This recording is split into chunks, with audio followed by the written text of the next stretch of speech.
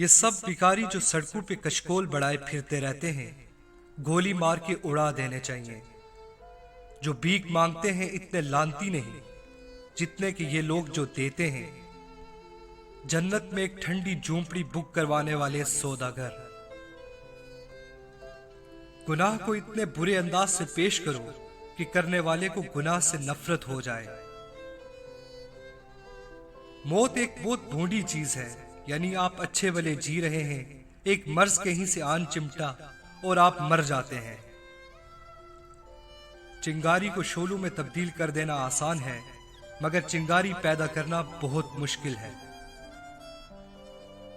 مختصر الفاظ میں زندگی کے متعلق یہ کہا جا سکتا ہے کہ یہ ایک آہ ہے جو واہ میں لپیٹ کر پیش کی گئی ہے۔ میں اس معاشرے کا حصہ ہوں جہاں ہم آئینے کا سامنا صرف شکل دیکھنے کے لیے کرتے ہیں۔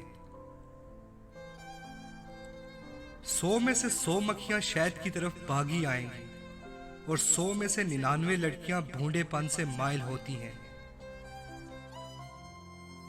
سعادت حسن منٹو سے کسی نے پوچھا، کیا حال ہے آپ کے ملک کا؟ کہنے لگے، بالکل ویسا ہی جیسا جیل میں ہونے والی نماز جمعہ کا ہوتا ہے۔ اذان فراڈیا دیتا ہے، امامت قاتل کرواتا ہے اور نمازی سب کے سب چور ہوتے ہیں۔ یہ لیڈر جب آنسو بہا بہا کر لوگوں سے کہتے ہیں کہ مذہب خطرے میں ہے تو اس میں کوئی حقیقت نہیں ہوتی۔ مذہب ایسی چیز ہی نہیں کہ خطرے میں پڑ سکے۔ اگر کسی بات کا خطرہ ہے تو وہ ان لیڈروں کا ہے جو اپنا الو سیدھا کرنے کے لیے مذہب کو خطرے میں ڈالتے ہیں۔ وہ لوگ بے وقوف ہیں جو سمجھتے ہیں کہ بندوقوں سے مذہب شکار کیا جا سکتا ہے۔ مذہب، دین، ایمان، دھرم، عقیدت، یہ جو کچھ بھی ہے ہمارے جسم میں نہیں روح میں ہوتا ہے۔ چھرے، چاقو اور گولی سے یہ کیسے فنا ہو سکتا ہے؟ یہ لیڈر کھٹمل ہیں جو وطن کی کھاٹ میں چولوں کے اندر گھسے ہوئے ہیں۔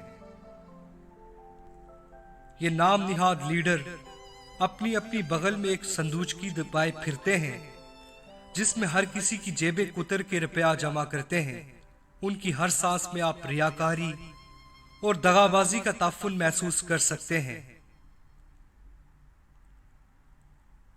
لمبے لمبے جلوس نکال کر، منوباری ہاروں کے نیچے دب کر، چوراہوں پہ طویل طویل تقریروں کے کھوکھلے الفاظ بکھیر کر، ہماری قوم کے یہ نام نہاد رہنما صرف اپنے لیے راستہ بناتے ہیں جو عیش و عشرت کی طرف جاتا ہے۔ یہ چند لوگ اکٹھے کرتے ہیں، مگر کیا انہوں نے آج تک بیکاری کا حل پیش کیا ہے؟ یہ لوگ مذہب مذہب چلاتے ہیں، مگر کیا انہوں نے خود کبھی مذہب کے احکام کی پیروی کی ہے؟ شادی کا مطلب صرف بستر نہیں اور خامد کا مطلب صرف رات کا ساتھی نہیں۔ طوائف کا جنازہ کوئی پڑھنے نہیں جاتا، مگر طوائف کے پاس جانے والے کے جنازے میں سب جاتے ہیں۔